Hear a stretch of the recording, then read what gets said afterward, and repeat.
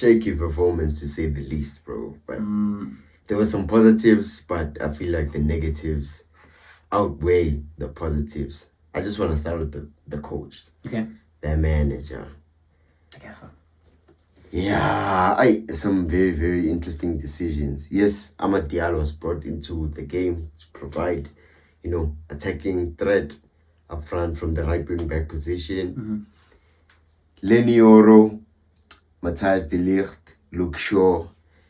You're looking at that defense, you have two natural defenders and one fullback / defender, and like there's Maguire on the bench, there's Aiden Heaven on the bench. Okay.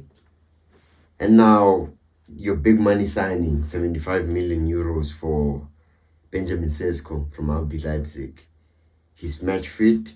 He did say that you needed to give him time to gel with the team. Makes sense. And makes sense for the first game. But this is Fulham away. You know that you're going to need the attributes that he provides into the game. Height, physicality. And just his presence. Yeah, presence. Pace also. Because he does give us that. But I get it. You ought to keep Mount, Cunha, and Mbuemo. Because Mount had a fairly decent game against Arsenal, and also he had a great start to this game particularly, but your striker would offer you a lot more dynamic. And you question the team selection. I mean, that's where I would start. The team played well. First minutes of the game, played well. Came out the gates, actually hit the post with Matthias Cunha, but I guess he's learning. Those are the things that you get from having like a young manager in a new league. I don't know, what were your thoughts on the game? No, I mean, I agree with you 100%. I think starting from the lineup, you see it unchanged, just one change in the sense of Amad Diallo for Diogo Dallo. You're thinking, okay, that's a lot more of a very attacking type of change. Meaning we're going to give the game to Fulham, a team that historically we have a very good record against. And you're thinking to yourself, all right, let's go. And I'm thinking to myself, I'd say not even 90, but like the 90 minutes, I'd say not even 90 minutes, but like a majority of the Arsenal game and the first 15 minutes of this game, I'd say are probably the best bits of football that we've played in a very long time. You see, it's very positive. We're hounding them, we're killing them. And massive credit to Matthias Cunha for just constantly being in those positions, but you gotta bury those, bro. You gotta bury those. I think the pirouette that he did, that Leno kind of just, you have to score that. Mbuemo, I need you in those positions. I need you. I think, obviously, I'm being harsh because I'm speaking with my heart, but I think we need to see them connecting with each other a lot more. I think Cunha and Mbuemo, compared to Sesko, I think Sesko won't have as much pressure because of the likes of Mbuemo and Cunha being in the team. And I feel like there's going to be a lot more pressure on them. I think, obviously, the biggest talking point out of this game will be the missed penalty from El Capitano, which we'll get to. But I just want to touch on mainly the what you touched on, the setup or the lineup from the get-go.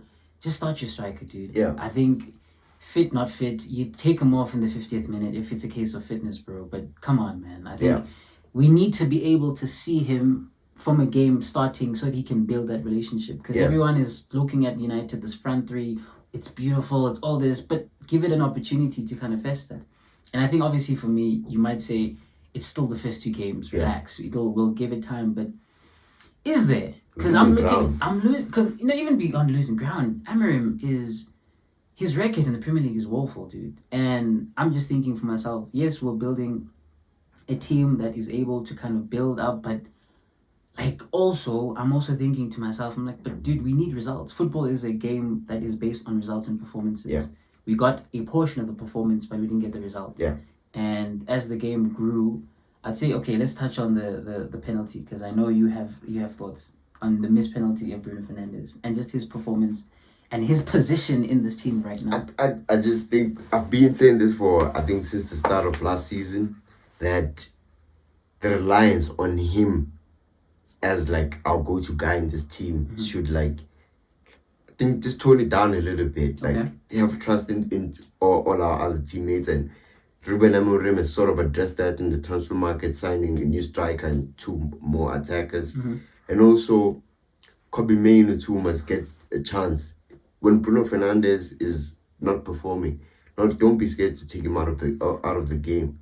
But and also, speaking of the penalty, I don't know, he didn't look like he wanted to, especially after saying that the referee annoyed him or whatever.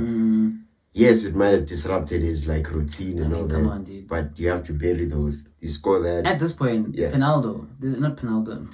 Fernandez. You know, we just like we know this is your bread and like. Yeah. But again, bad day at the office. It is what it is. Yeah. I think more than anything, the lineup really is what disappointed most United fans when you first saw it. Like, you know, when it became available. Yeah. And I just feel like as the game progressed, we scored eventually. Yeah. We scored a great goal from Linioro, who even before that had an absolutely amazing like last ditch tackle on Josh King. Yeah. And I'm just thinking to myself, I'm like, okay, could this be one of those games where it's like squeaky bum time? Yeah. We just kind of, and then No, it couldn't happen. And I think there's something that I want you just kind of like your biggest red flag that you whilst we were watching the game for you. We couldn't string 10 passes, bro. We couldn't let Fulham chase the ball. Yeah. Let Fulham like feel that they are playing against Man United. Bro, we have Casemiro, Copa America winner, experienced international. Bruno Fernandes, experienced international. Dogu, Mount, Mbuemo. No disrespect to Sanderberg, Lukic, Josh King, Alex Iwobi, Calvin Bassey and them, bro. But 10 passes, bro. That's all I want. Like, pass. Let them press you so that you can, like, play one pass to cut through that line of press. And you're facing forward now. We have space to run into with Mbuemo and Cunha. We didn't see that, dog. It seems like Amorim said we played the result during the game. Yeah, post match interview, he said that the players focused too much on the result than the performance. They were too focused on keeping the 1-0, and I'm thinking to myself, I didn't see that, bro. If anything, they looked frantic. They didn't look pragmatic. They looked frantic. Everyone wants to square a ball there, wants to spray a ball here. It's like, I don't know. The one thing we always like, you know, say about Bruno Fernandes is that you know he's sometimes he can be a bit frantic with the ball. He can be a bit, you know, and I just feel like we did.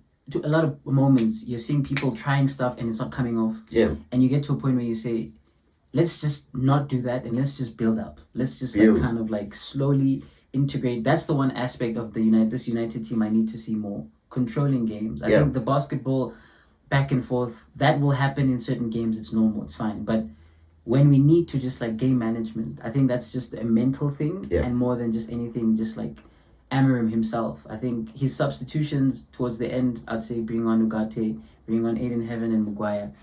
Substitutions again that you just kind of, you know, you need to just like rotate. But I just feel like more than anything, the biggest disappointment, I'm not going to lose my head and say, oh, we're bad again. But we saw a lot of good and I think we didn't take advantage. We didn't capitalize on that, which is unfortunate.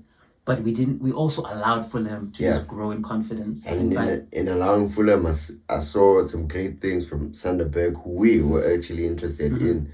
Alex Iwobi, he was rolling back the Wenger days in this game. If anything, I feel like his past couple, like his Everton Fulham, has probably been the best years of his life. I'd say, you know, obviously early years, but I think that he was very much, when he grew into the game, he was a big problem. And also Marco Silva's tactical changes. Him bringing on Emil Smith Rowe and Raul Jimenez pinned us back there. Massively. Jimenez was able to hold up the ball, play to Iwobi had options, whether it's the overlap, Yasasignon, or it's the Smith Rowe coming in or making a run into the box. It's those things where like, come on, Ruben, bro, you're a Champions League manager. Thanks. You're a Champions League manager. Some of these things, like, you should be on it. And credit to Silva and Fulham for like taking the game to us when they realized that we're there for the taking. And we also saw in Iwobi's post-match conference where, like he said, we knew where to attack them because if we play through them, if we play through their midfield, their defenders won't push up to try and close that gap from midfield and defense. So I think credit to Fulham, and also I don't know what to say. Like, credit to Delef. Yeah. and Once again, Euro. yeah. But once again, Man United, shame. You are the gift that keeps on giving. I think more than anything, let's just see where we go from here, and just kind of like all the good bits, let's keep that, and everything else, let's just learn from it. But a weird game, I'd say, a game of two halves, 100%, and a game that a lot of, they'll be looking at this a bit disappointed, but I think the signs are there, and I think that more than anything will probably be the biggest thing that you can take away without looking at it too doom and gloom, if that makes sense. So, but yeah, we just wanted to kind of just give our thoughts on the game itself and just what we thought. But yeah, for myself, Mo and VJ here at No Foul Play, stay tuned in.